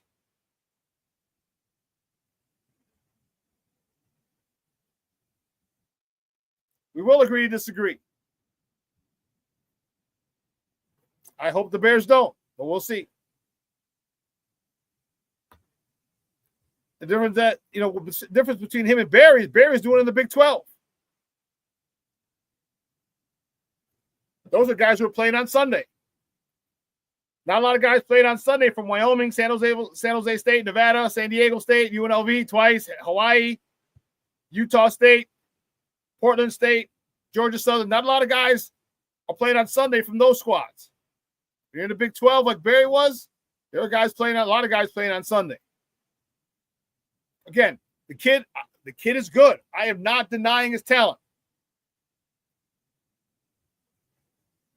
I just don't think he's what the Bears need at 10.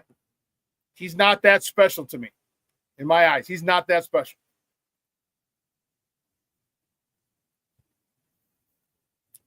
And what I'm wondering, people are talking about Will Campbell. Will Campbell's arms are short.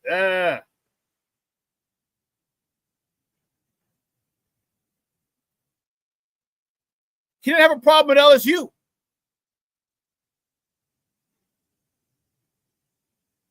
Now, LSU, you're playing against jokers that are going to be playing on Sunday. He didn't have a problem at LSU. So when people sit there and tell you, oh, well, his arms are too short, watch the film. Watch the film. Does it make a difference?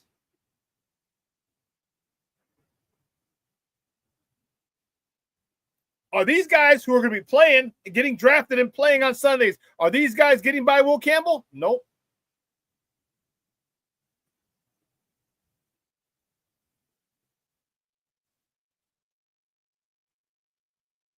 These are guys in the SEC. He's not playing in the Big Sky Conference. He's not playing in the WAC Conference. He's not playing in the Mid-South Conference or the MEAC or the SWAC. He's playing in the Southeastern Conference. Alabama, Georgia, Florida, Ole Miss, Tennessee. These are teams he's playing. Guys that are getting drafted from those squads. So if you think Will Campbell's your guy, the hell with his quote-unquote short arms.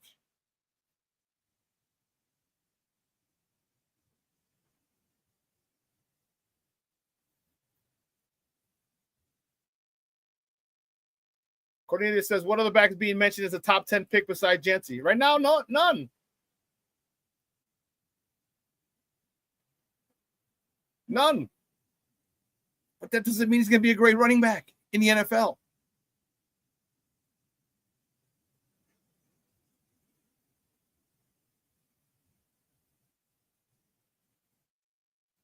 There's a lot more people. I'll tell you what.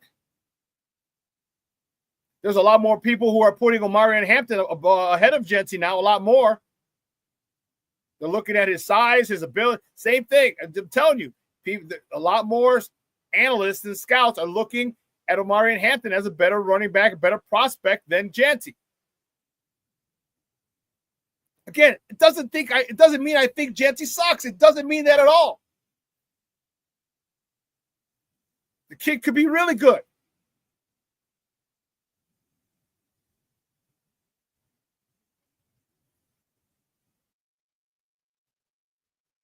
Right, Michelle? Some people say Will Campbell's going to be a guard in the NFL. Watch the tape. Watch the film. That's what you got to do. Watch the film.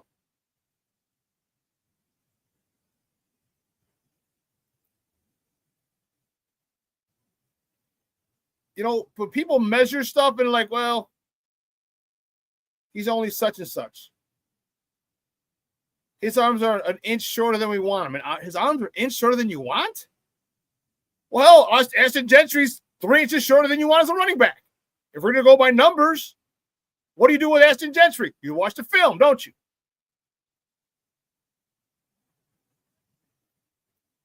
You watch the film.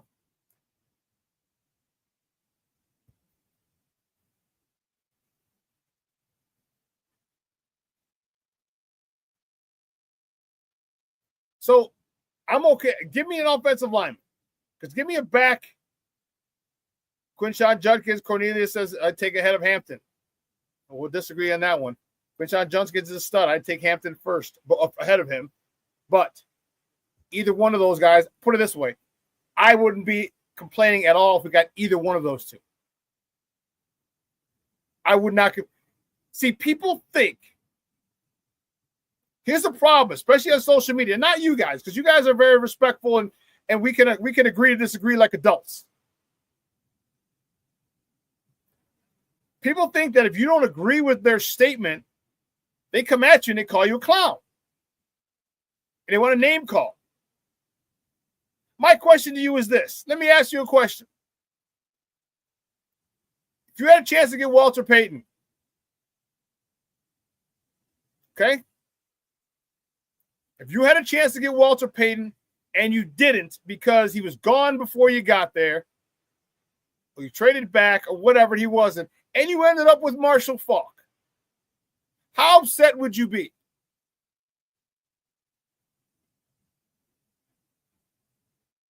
If you had a chance to get Walter Payton and didn't because he was gone already, and you had to settle for Marshall Faulk, how upset would you be? So I think everyone here would say Walter Payton's the best running back to ever play the game, correct? Am I in agreement? Can I speak for everyone when we say Walter's the best running back? Most people think we argue that Walter's the best NFL player ever. So that means he's the best running back. But if we don't get him, we get Marshall Faulk. How upset would you be?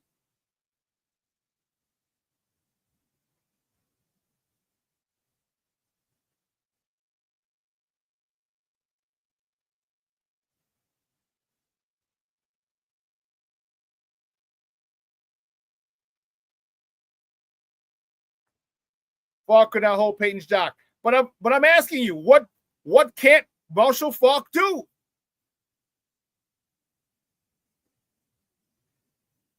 I mean, don't diss Marshall Faulk like that, because you're actually he couldn't hold his jock like Marshall was a buster. Marshall's a Hall of Famer. Marshall has 10,000 yards rushing. Marshall's the second 1,000 man in the history of the NFL. I agree there's only one sweetness.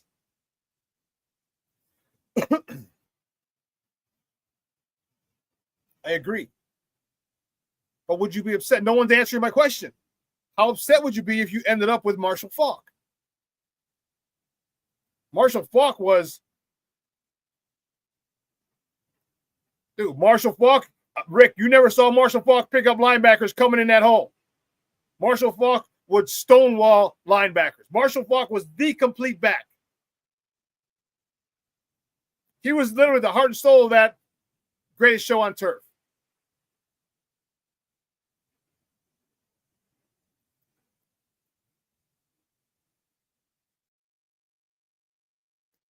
You mean to tell me there wasn't a better weapon in the NFL at the time than when Marshall Faulk was playing? Who was better? Who was the better weapon? I hear you, Rick, but so let me ask you a question. Is it okay if you pancake a guy or you stonewall a guy and he can't get to the quarterback, which one's better? Or are they the same? They're the same because the guy's not getting to him. Whether you pancake him or whether you're fighting with him,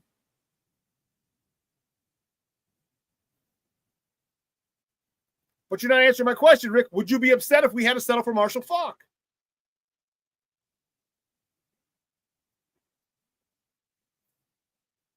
That's my point, King Booker World. I got the mansion. I wanted to match it with 6 bedrooms, but I only got the mansion with 5. Oh, my goodness. How am I going to live? This mansion's nicer, more expensive.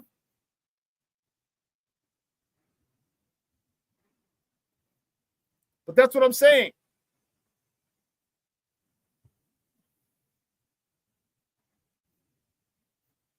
Let's not.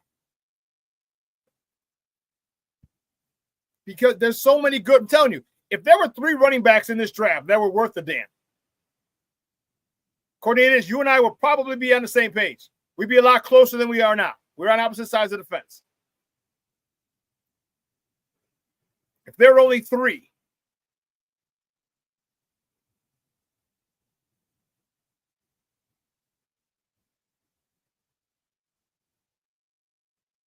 Walter's a goat in my mind too, Rick. Walter's a goat in my mind as well. However, if you look at the production,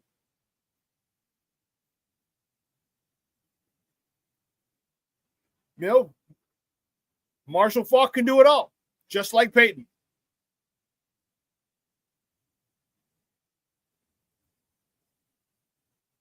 So if you had Marshall Faulk for 10 years, 12 years, you'd be upset. You know what I mean? Like, I'm not The one thing that I want, I don't want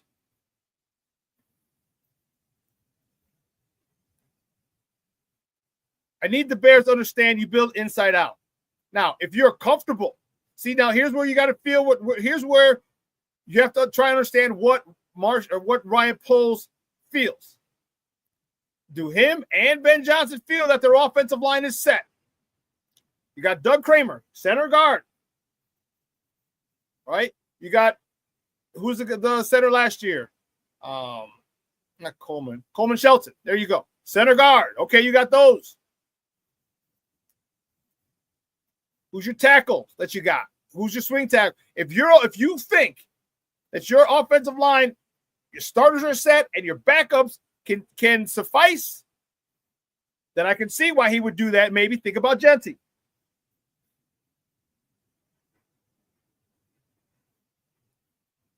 Or maybe Ben says, "Hey, I have a short, explosive running back in DeAndre Swift. Let's go get Omarion Hampton. Let's go get Trayshawn Judkins.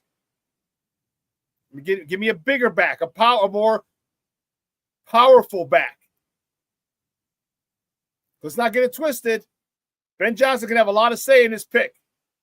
A lot. Dennis Allen will probably have a say in the second round and the third. But Ben Johnson's definitely gonna have a say. Unless Mason Graham's there. And I'm telling you, this guy is the motor on this guy is amazing. And to pair him with Grady Jarrett for the next couple of seasons would do wonders for this young man's career.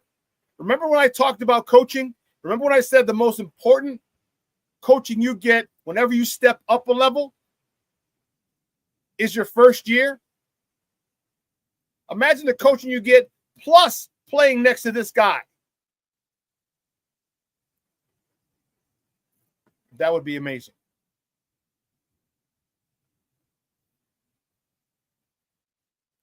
Cornelius Squall said Peyton's most impressive attribute was his toughness. The man only missed one game in 13 years. And he argued to the day he died that he could have played. They just didn't play him. To the day he died, he argued that. I could have played. They just didn't play me.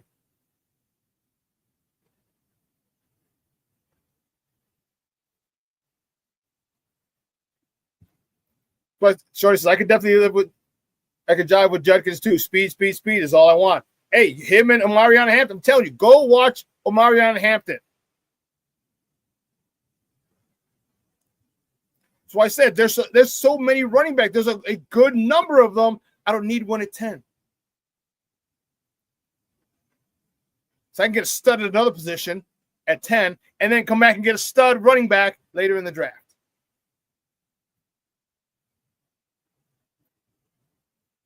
Because the stud running back you're going to have is going to have the stud offensive line that they just created, that they just fortified. We've all talked at what if Barry Sanders had Emmitt Smith's offensive line? How long ago would he have broken Walter's record if Barry Sanders had Emmitt Smith's offensive line?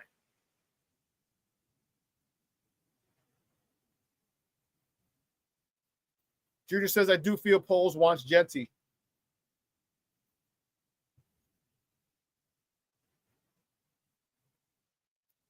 Possible. It's possible.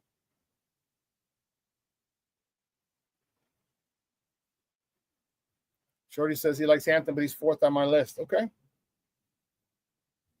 A lot more scouts and pundits have him up near the top or ahead of Genty. He's moving up the boards. He's playing in the ACC. He's playing against Boston College. He's playing against Carolina. He's playing against Clemson. Playing against Florida State.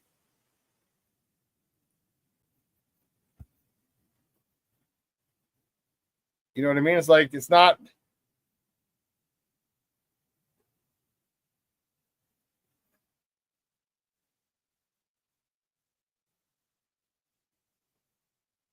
There you go.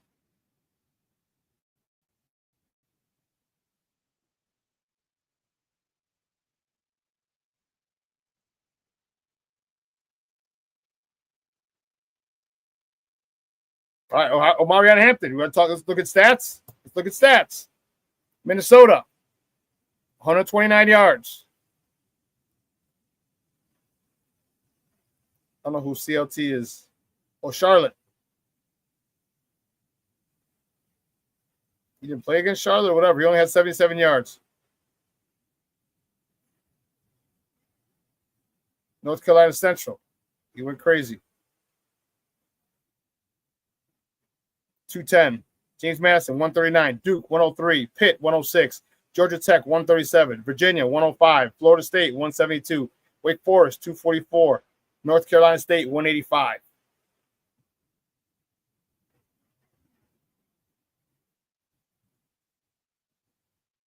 Couple smaller schools in there.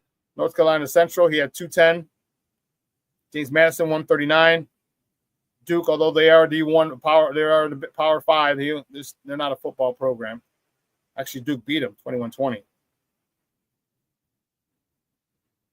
But North Carolina State, Boston College, Wake Forest, Florida State, UVA, Georgia Tech, Pitt. These are all schools that have people who are going to the NFL. And against Boston College, he only had 11 carries, so I don't know if he got hurt or what. 11 carries for 53 yards. Oh, but here, people talk about, look, here's, this is my wallet.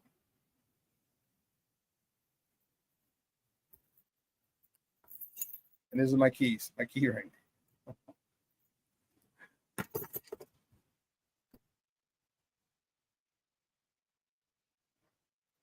I just, come on, Corny. It's just the thing. The Bears didn't have to worry about, back for 13. Yeah, they didn't. They didn't. They drafted some. Oh, remember they drafted Neil Anderson. He sat behind him for what, 3 years?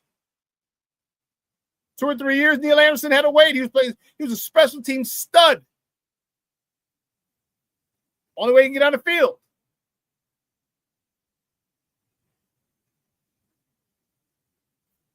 Are you serious, Cornelius? Come on. I just gave you all these Power 5 teams. North Carolina State, Boston College, Wake Forest, Florida State, UVA, Georgia Tech, Pittsburgh, Duke. That's not better than Janty's competition? Come on.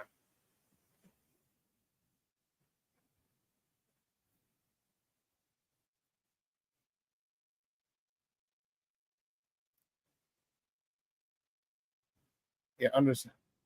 But the Bears are in a good spot. The Bears are in a good spot, and I'm okay with that. Again, Rick Gonzalez, I agree. King Bookerwell says Neil Anderson underrated. He was. Good old 35, underrated Bear. Rick Gonzalez says, yeah, he was. Hey, and he had some jets, too. He had some wheels.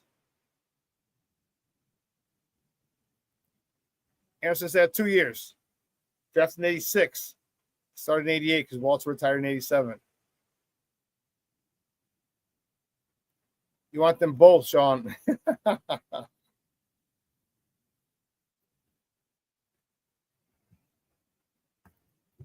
But here's the fun part. Oh, Rick, he was big time special teams ace. Man, he was a gunner on a punt return, on kickoff coverage. He was down there making tackles. Man. But that's the cool part about this. We get to debate. We get to argue. We get to go back and forth. Because now it's not a situation where we need to take an offensive lineman. It's not a situation where we need to take a defensive lineman. It's not a situation where we need to take a quarterback. It's not a situation where we need to take a running back. We don't need to take anything. We've solidified our starters. We've solidified them. Now you got to figure out what you want to do with depth.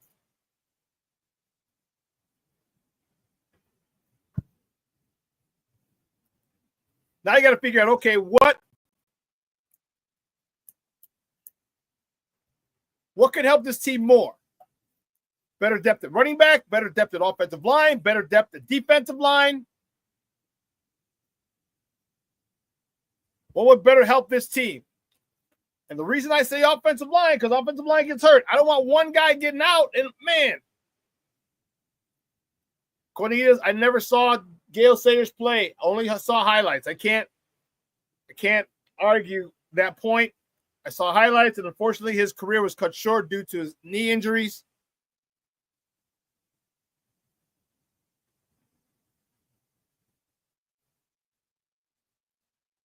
Many people said Gale Sayers was a freaking crazy cat. He had the cutting ability of Barry Sanders. To stop on a dime and just change direction in a heartbeat. We've seen it, but I never saw it live. But I've heard stories, seen some of the tape. Yes, I remember that too. Anderson beat Darryl Green to the end zone. Darryl Green was the NFL's fastest man for years.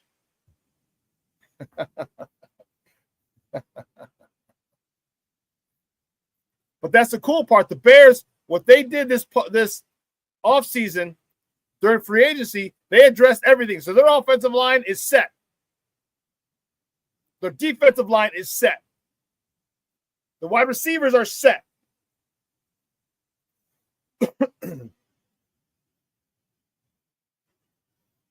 So do you draft? What do you draft? That's the luxury they have.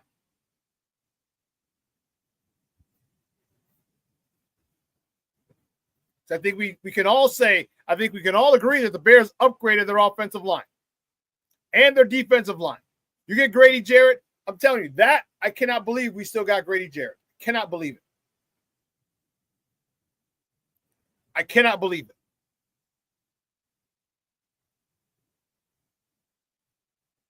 So you get that dude who's not only productive, but a leader, a vocal leader.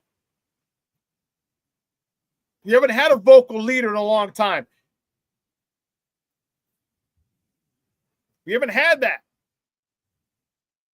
We haven't had that dude who gets everyone fired up, who makes plays.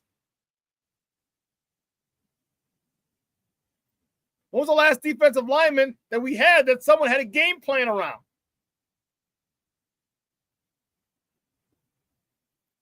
Shorty said, got to run. He got a meeting at work. Great running back debate, SuperBack. Thanks, Shorty.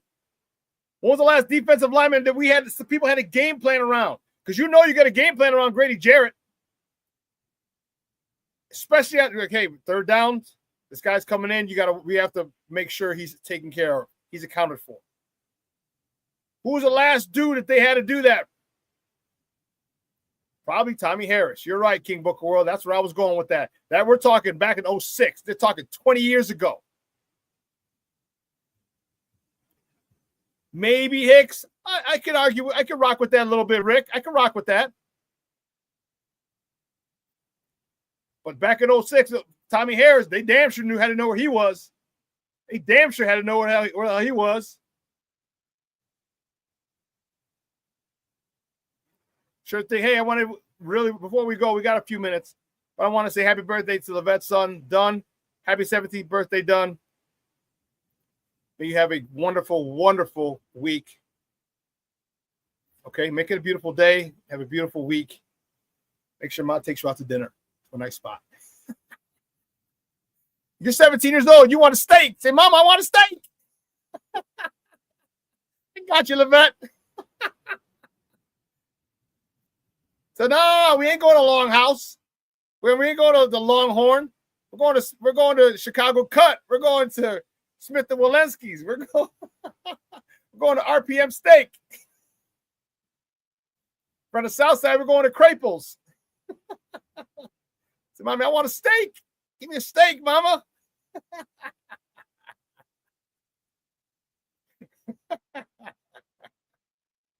King Book of World, keeping it real. He's like, happy birthday to your son, Levette. Youngster, he still gets a happy meal. I want to go to Boulevard Steak, where Sean's friend runs that place.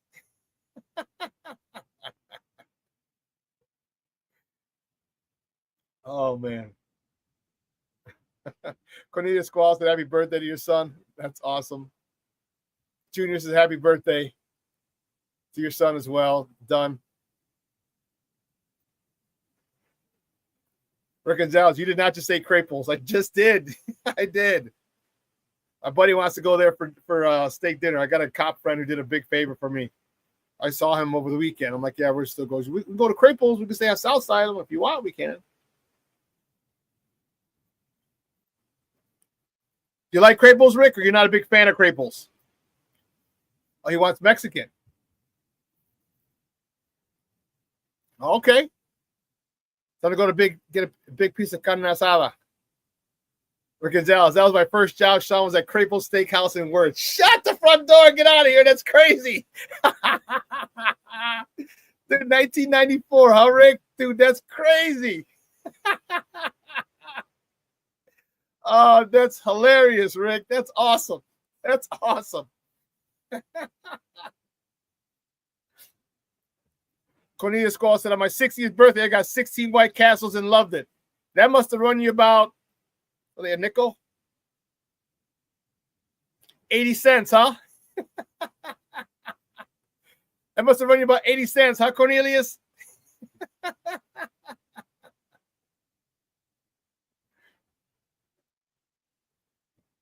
Craples is a steakhouse. It's a steakhouse in the south suburbs.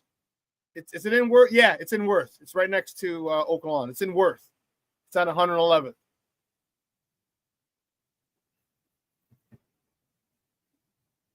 You can take it there and drop you off.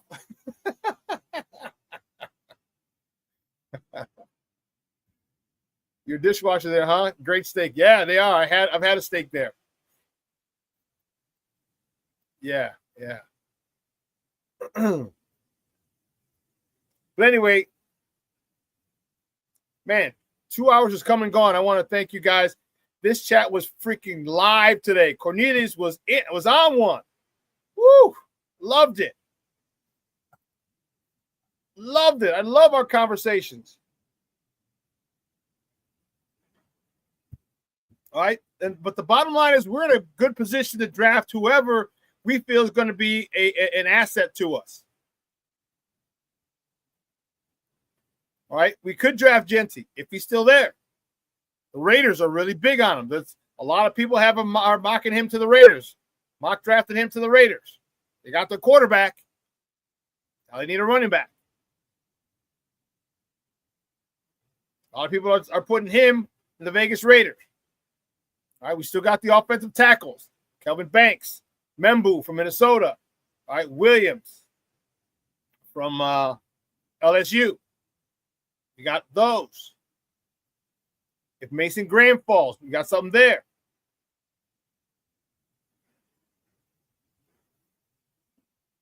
Excuse me. So we have a lot of options, and the great part about it is anyone that we pick is going to be a help immediately. Anyone. Might not be a starter, but they're going to be a full-time rotation. Full-time. All right. So we're in a good spot. Ryan Poles knew his ass was on the line, and he went to work. You have a franchise quarterback that you didn't protect. He went to work.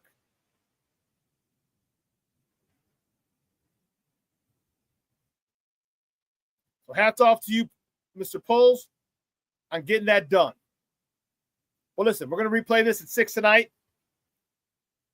All right, if you missed any part of it and you want to go check it out, I'll be back on at 6 p.m. this evening. But until then, guys, you have a phenomenal day. All right, let your loved ones know you love them because you know what? Tomorrow is promised to no one. Let me tell you, I say that to you all the time. I'm going out to dinner with my cousin tomorrow. Remember, I told you I went out with Glenn Morgan last week. We went to lunch.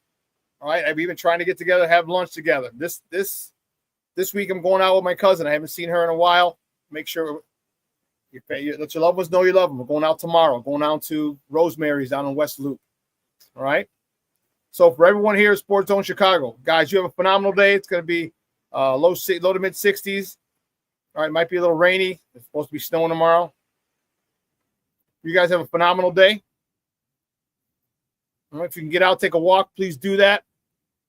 But again, reach out to someone that you haven't spoken to in a while. Let them know you miss them. Hey, just thinking about you, man. Or girl, just thinking about you, ma. Hope everything's so well. Hit me back when you get a chance. I just do that, and you'd be surprised how happy people will be. All right. So for everyone here in Sports Zone Chicago, I'm your boy, the SuperBack, Shawn Sierra. All right. You guys have a phenomenal day. Your boy is out.